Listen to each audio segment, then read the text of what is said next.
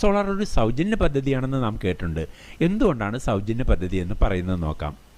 5000 രൂപ current charge അടയ്ക്കുന്ന ആൾ 5 വർഷം എത്ര രൂപ കറണ്ട് ചാർജ് അടയ്ക്കുന്നു എന്ന കണക്ക് നോക്കിയാൽ ഇത് എളുപ്പം വ്യക്തമാകും.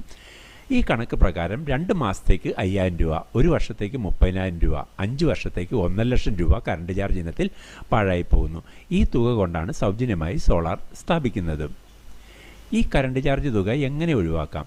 ഇതിന് തുല്യമായ വൈദ്യുതി ലഭിക്കുന്ന സോളാർ സ്ഥാപിച്ചാൽ മതിയാകും. 5000 രൂപ കറണ്ട് ചാർജ് വരുന്ന ഒരാൾക്ക് 720 യൂണിറ്റ് 2 മാസത്തേക്ക് ഉപയോഗമുണ്ട്.